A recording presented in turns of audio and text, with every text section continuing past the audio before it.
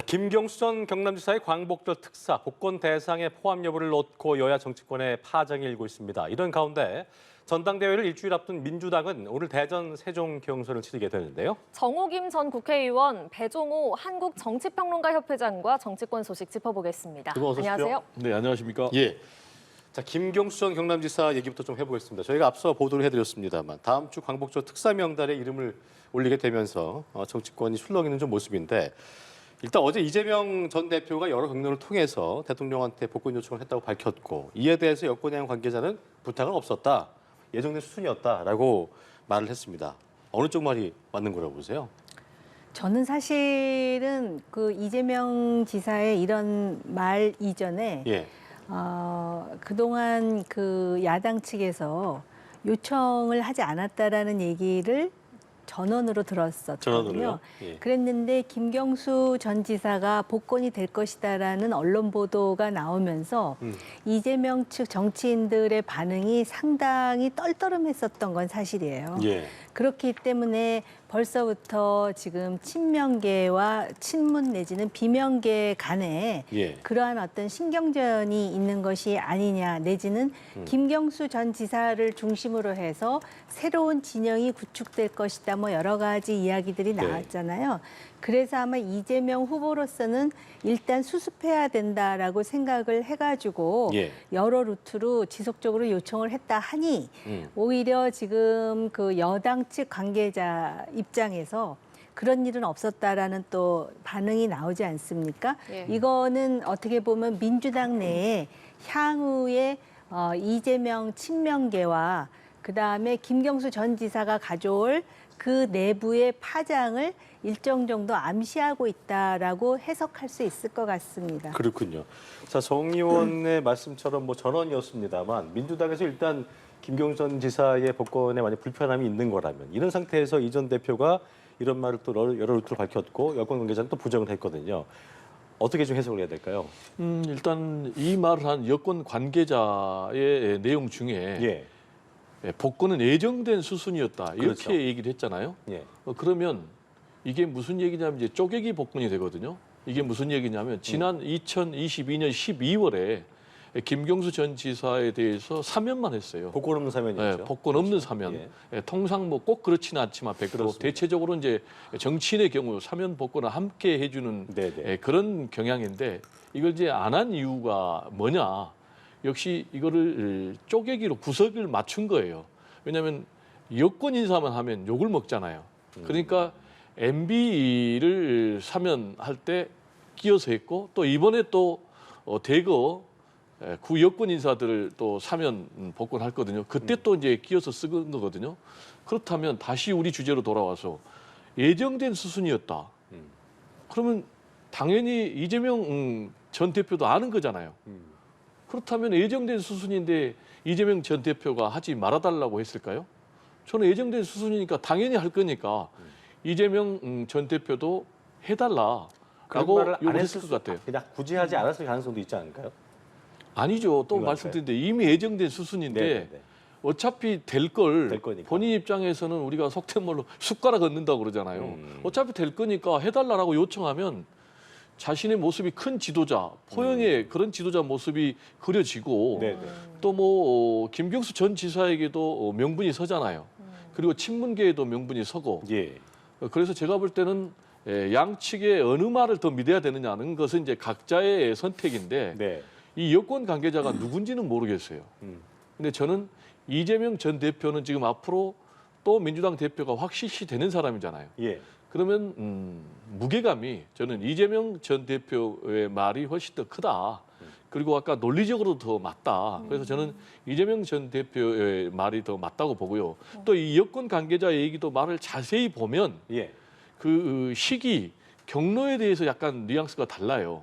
이재명 전 대표는 지난번에 4월에 윤석열 대통령하고 단독 회동할 때 여권에서 대통령실에서 물어왔다라고 이제 하는 그런 얘기가 있단 말이에요. 예. 그러면 그 시기가 하나 있고 그다음에 이제 경로와 관련해서도 지금 여권 관계자는 최근에 그럼 있었다는 거예요. 그러니까 사면 심사위를 구성할 때쯤에 그때 있었고 그리고 경로를 국민의힘에 요청을 했다는 거예요. 그러니까 전체적으로 보면은 민주당 쪽에서 요청을 한 거는 맞다. 예. 근데 저는 이런 얘기를 가지고 지금 대결 전국인데 왈가왈부해서 새로운 또 정치 쟁점을 만드는 것은 제가 볼 때 바람직하지 못하다. 이렇게 좀 말씀을 드리고 싶습니다. 알겠습니다. 친명계에서는 김경수 전 지사 복권이 윤석열 대통령의 야권 분열용 아니냐 이런 짐작을 하기도 했는데 만약에 이재명 대표의 주장대로 이재명 전 대표가 여러 경로로 이렇게 복권을 요청했다면 이 짐작이 좀 틀렸다, 잘못됐다 이런 해석도 가능하거든요. 이 부분은 어떻게 보십니까? 그 문제하고 또 그거는 좀 전혀 다른 문제죠. 일단 김경수 전 지사가 앞으로 대권 가도의 변수가 될 인물이냐라는 것과 관련해서는 여권도 그러고 야권도 그러고 다들 그렇게 보는 것 같아요. 그렇게 보는 이유는 이제 두 가지 같은데요. 하나는 김경수 전 경남지사의 정치적인 위상입니다. 예. 김경수 전 지사는 일단 두 가지 의미가 있는 것 같아요. 하나는 친노 친문의 적자다라는 그런 평가가 있고요. 또 하나는 일단 민주당은 호남이 텃밭이잖아요. 그런데 경상도의 세력 기반을 갖고 있는 정치인이라는 그런 차원에서 이게 의미가 있는 거예요. 예. 그리고 또 하나의 지점은 일단 이재명 전 대표 같은 경우는 사법 리스크가 지금 있는 거잖아요.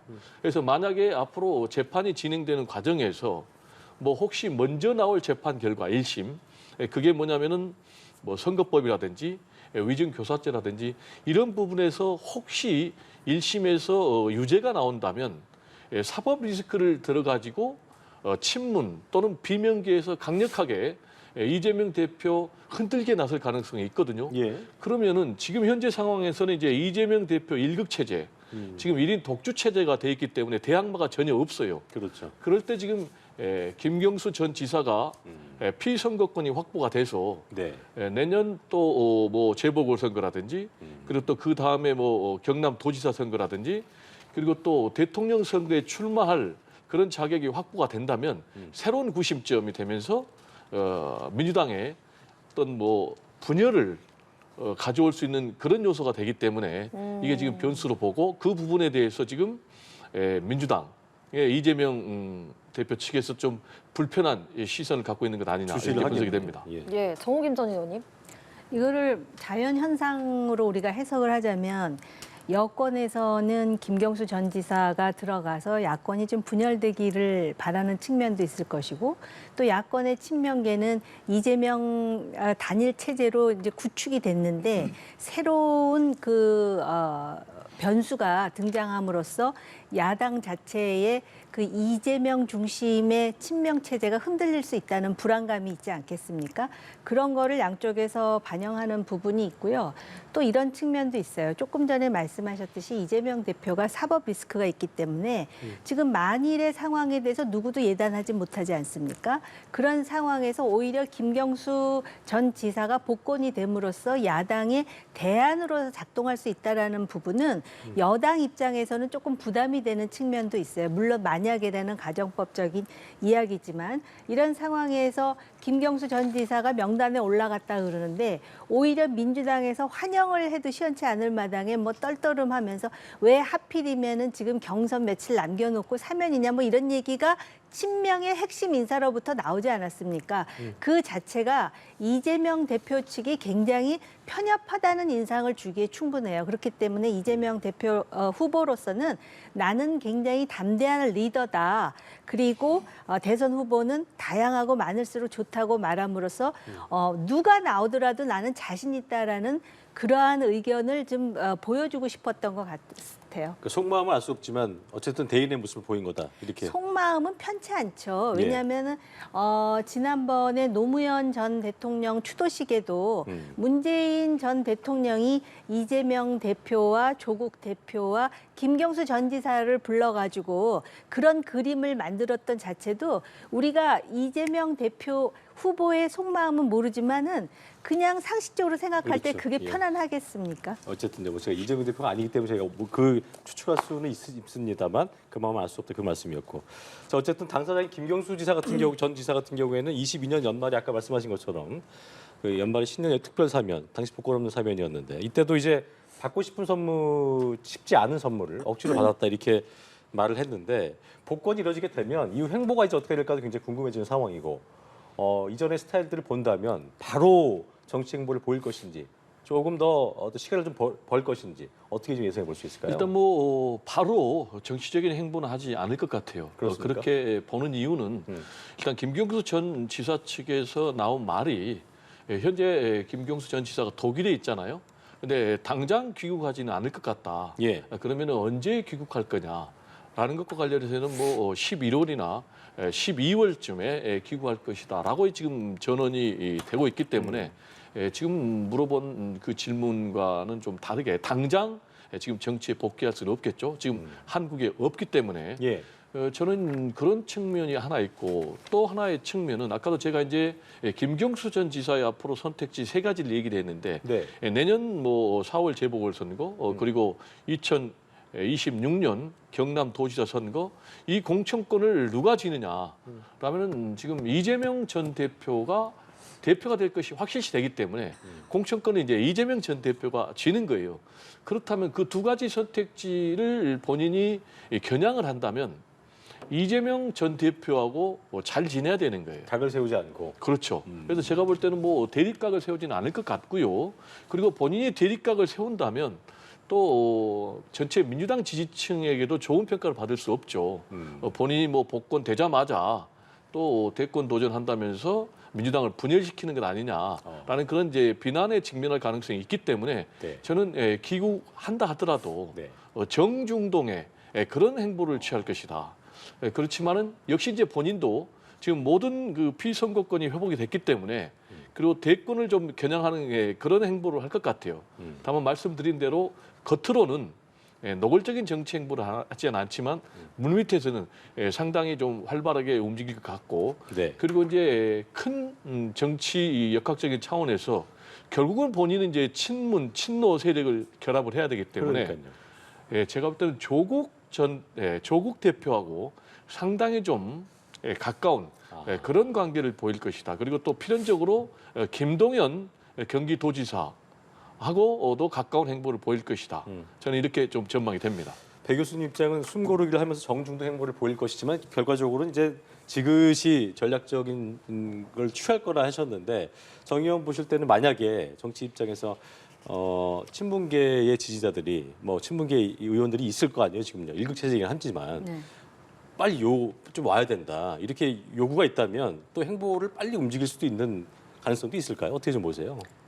빨리 올 이유가 지금 있겠습니까? 왜냐하면은 8월 달에 이재명 체제가 이제 완비가 될 것이고 그렇죠. 그리고 앞으로 시간은 있고요. 그러다 보면은 뭐 친문이든 친명이든 정중동의 행보를 보일 것이다라는 전망이 훨씬 높고요.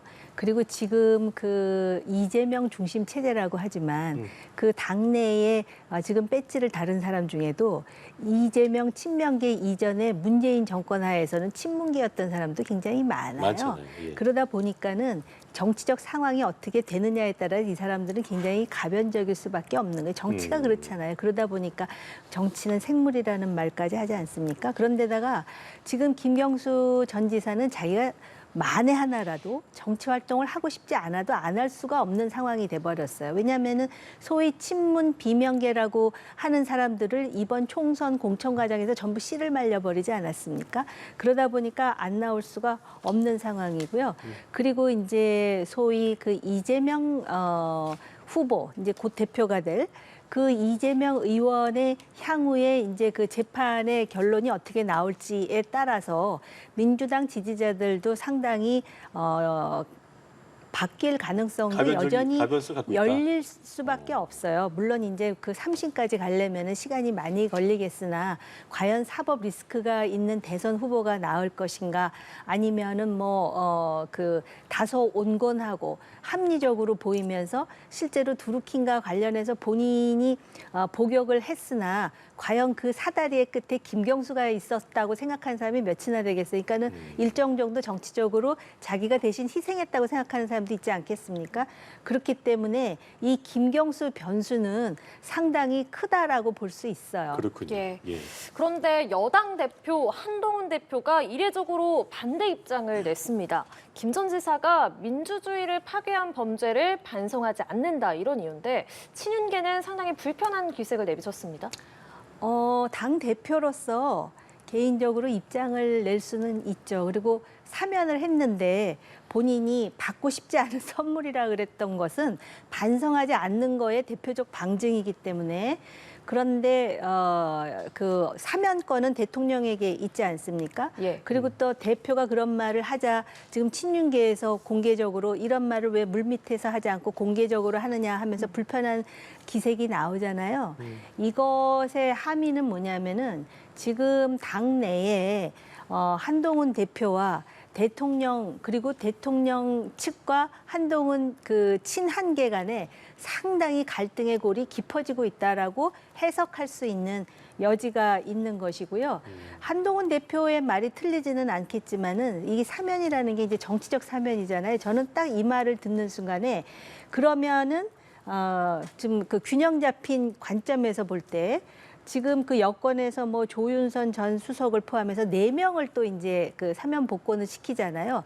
그 문제에 대해서 한동훈 대표는 그 당시에 아마 직접 수사를 했던 검사이기도 했었을 거예요. 그럼 이 부분에 대한 의견에 대해서는 왜 말이 없는지 이렇게 문제를 제기하는 사람도 있을 거예요. 그렇기 때문에 이 부분은 상당히 예민하다 이렇게 볼 수가 있고요. 오히려 한동훈 대표가 이렇게 말해서 대통령은 오히려 복권을 시키지 않을까 개인적으로 그런 해석, 그런 전망도 하고 있어요. 그렇군요. 친윤계와 친한계 간 갈등의 골이 깊어지고 있다 이렇게 상황 분석해 주셨는데요. 일단 친윤 입장에서는 굉장히 좀 불쾌할 것 같아요. 왜냐하면은 사면 복권은 대통령 고유의 권한이거든요. 근데 집권당 대표가 대통령의 사면 복권에 대해서 반대 의견을 필요한다. 제 기억으로는 우리 헌정사에 처음 있는 것 같습니다. 그래서 이제 굉장히 불편해하고 있는 것 같고요. 물밑도 아니고요. 그렇죠. 그렇죠. 말씀하신 대로 개인적으로 그러면은 채널을 통해서 의견 전달할 수는 있다고 봅니다. 왜냐하면 이게 사전에 사면 심사위에서 조율이 되니까. 예. 말씀하신 대로 그렇다면 지금 두 사람이 전혀 소통과 조율이 안 되는 관계라는 걸 반증하게 되잖아요. 그리고 두 번째로는 이런 부분과 관련해서 지금 친윤에서는 차별화 전략이다라고 볼 가능성이 굉장히 높은 거예요. 지금 윤석열 대통령의 지지율이 지금 20% 굉장히 낮으니까 예. 지금 본인 같은 경우는 이제 대권을 획득하기 위해서는 윤석열 대통령과 함께 가면은 자기는 미래가 없는 거예요. 그러면 윤석열 대통령하고 차별화해야 되니까 그런 차원에서 지금 나온 게 김건희 여사의 사과를 요구했고 명품백 관련해서 그리고 두 번째로는 또 지난번에 그 최상병 예. 특검법 관련해서 제3자 새로운 방식으로 예. 있었죠. 예. 그런 이제 추천 방식으로 본인이 발의를 하겠다라는 입장도 이제 차별화. 이것도 이제 굉장히 윤석열 대통령을 포함해서 친윤이 불편하게 생각하는 그런 부분이거든요. 그렇습니다. 그런데 또 지금 대통령의 고유 권한인 이 복권 문제와 관련해서도 지금 확실하게 반대 입장을 하니까 그렇다면 차별화하겠다는 것 아니냐 라면서 이제 굉장히 불편해하는 이제 그런 입장인데 그럼 문제는 이런 부분은 제가 볼 때는 일종의 서막에 불과하다. 서막이다. 네. 앞으로 더 클 수 있다. 그렇죠. 제가 그런 말씀드린 충돌이. 차근차근 계속해서 나오잖아요. 그래서 지금 이런 부분은 앞으로 윤석열 대통령과 한동훈 대표의 갈등이 더 심화될 것을 예고하고 있는데 이건 어떻게 보면 필연적이에요. 미래의 권력은 앞으로 미래 권력을 쟁취해야 되기 때문에 계속해서 각을 세워야 되고 현재 권력은 현재 권력을 지켜야 되잖아요. 예. 그런 측면에서 앞으로 윤석열 대통령과 한동훈 대표의 이런 갈등은 우리가 더 앞으로 계속해서 목격하고 또 평론의 이슈로 부상할 것 같습니다. 그렇군요. 제가 이제 그 유난 갈등에 대해서 최근에 이제 얼마 두 분 독대를 했기 때문에 뭐 얼마 정도 해소가 됐다는 여러 보도도 있었고요. 그래서 이 부분을 여쭤보려고 했었는데 지금 배 교수님의 말씀대로 따지자면 이제 갈등의 예고편 서막에 불과하다. 아까도 이제 윤 대통령은 아마도 한동훈 대표의 의견과 뭐 관계없이 사면을 복권을 할 것이다. 그렇게 된다면 그 이후 상황은 어떻게 저희가 예상을 해야 돼요? 그럴 수밖에 없는 그 저간의 그 흐름이 있었잖아요. 그런데 어떻게 보면은 지금 국민의힘으로서는 그런 갈등 자체를 좋다 나쁘다로 판단하기는 쉽지 않아요. 그러니까는 오히려 한동훈 대표는 당 대표로서 일정 정도 차별성을 가지면서 자신의 지지라든지 당의 지지를 좀 끌어올리는 역할을 해야 하는 것이고, 예. 윤석열 대통령은 대통령으로서 국정 수행을 당과 좀 어느 정도 이렇게 거리를 두면서 해 나가는 방향으로 해서 본인의 낮은 지지도를 끌어올리는 방향으로 하는 것이 맞아요. 지금 우리가 그냥 객관적으로 생각할 때 대통령과 대표와의 사이가 그렇게 원만한 것 같지 않다 해서 그 자체가 당을 파멸로 가거나 대통령의 국정 수행에 지장을 준다라기보다는 이걸 어떻게 하면 이제 건강한 긴장 관계로 만들면서 또 이런 긴장 관계가 유권자들의 관심을 또 이렇게 견인하는 데는 효과가 있어요. 계속해서. 지금 민주당이 전당대회를 하는데 지금 그 투표율은 말할 것도 없고 대중의 관심을 못 받잖아요. 근데 정치라는 거는요. 그것이 좋든 나쁘든 일단 관심을 견인하는 게 굉장히 중요하거든요. 예. 그런데 그러한 어떤 그 긴장이 어떤 파괴적인 또는 파국적인 긴장이 아니라 그렇게 하면서 대통령은 대통령대로 국정 운영을 잘 해나간다는 기록을 만들고 또 당대표는 미래 권력으로서 자신이 그 대중들로부터 좀 더 지지를 받을 수 있는 그런 어떤 그 득점을 해야 되겠죠. 예. 지금 정 의원의 말씀처럼 그 지점에 오히려 앞으로 이제 아까 갈등의 고조를 얘기하셨는데 너무 뻔한 관계 말고 이게 좀 갈등이 긴장이 어느 정도 형성되는 하지만 건강한 관계로 갈 수 있는 뭐 이쪽 해석이었습니다만 그렇다면은 이게 장점이 될 수도 있다고 좀 볼 수 있을까요? 어떻게 좀 그 부분은 어떻게 보세요? 뭐 그거는 이제 계속해서 지금 정치권에서 나온 전망이죠. 지금 윤석열 대통령과 한동훈 대표의 이런 갈등 모습이 짜고 치는 약속 대련이다라는 그런 전망 하나. 아니다. 정말로 두 사람은 감정적으로 돌아올 수 없는 다리를 건넜다.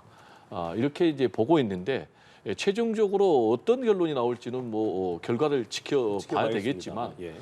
일단 제가 볼 때는 뭐 정치적으로 보면 차별화 없이는 정권 재창출이 불가능하다고 저는 보거든요. 그러면 정권 재창출이 되지 않으면 윤석열 대통령에게도 마이너스죠.